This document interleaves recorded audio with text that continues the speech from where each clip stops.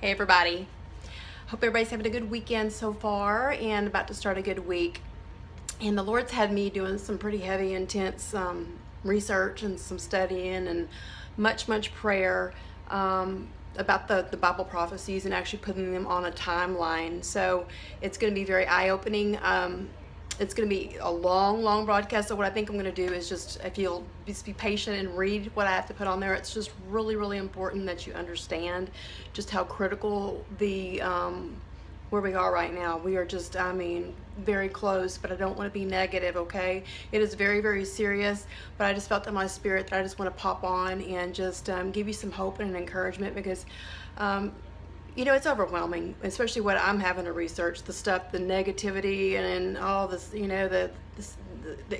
the stuff that the Lord has revealed to me and opened my eyes. And anyway, it can be overwhelming, but He just, gave me this overwhelming, just this peace, okay?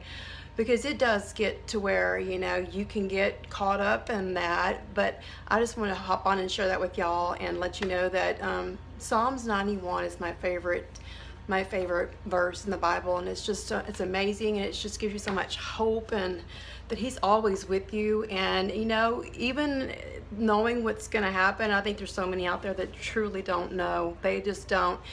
Specifically talking to the millennials out there, and I want you to understand, if you would please take the time to read the presentation about the Bible prophecies, because the Lord is so good, okay? He even mentions the millennial reign in the Bible when He returns. So it's just so many clue words in the Bible that He doesn't want anyone caught off guard, okay?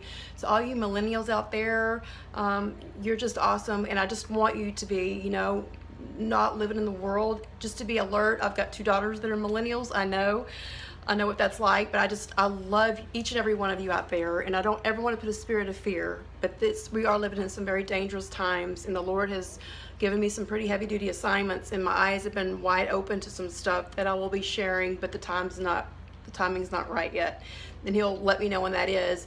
But we just need to be encouraged, okay? We need to have a revival. I've been saying it for 4 months, but I think that things are starting to play out now on the TV, that you're going to see that things happening.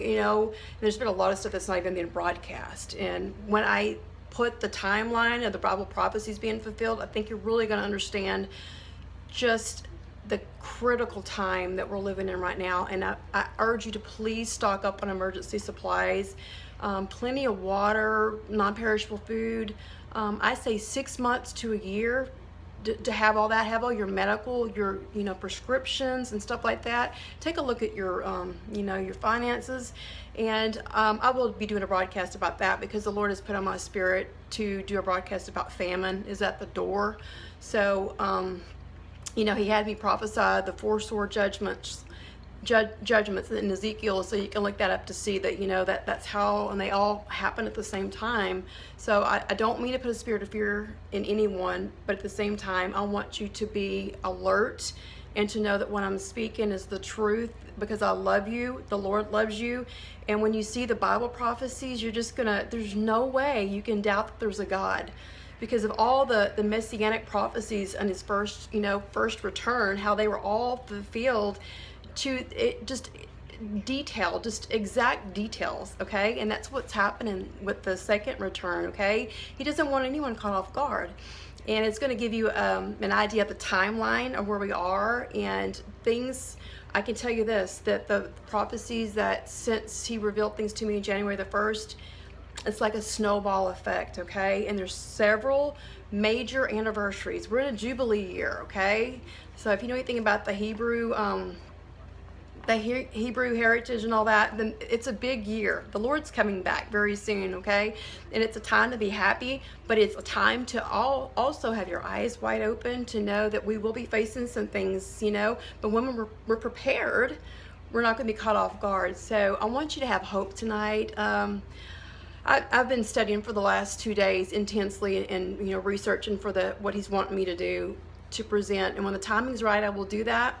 But at the same time, He's also had me putting things out there that are just not prophetic, but the things that if you're just kind of asleep and not aware, then you're not going to understand really what's going on. He doesn't want anybody caught off guard, okay?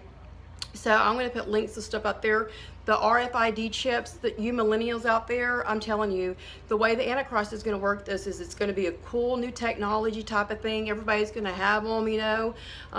And the deception, I'm telling you, oh my goodness. If you don't understand what that means, then please research the RFID chips. I think I have a broadcast to put on there. And that's what my ministry's been about mainly, is the Antichrist and the false prophet, and then the mark of the beast, okay? So it's just very, very, I'm just so convicted. I'm so convicted.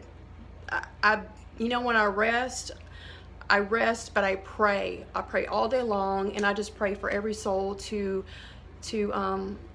awaken to what's going on and to surrender their lives to the Lord, because He's the only way that we're going to get through this, okay?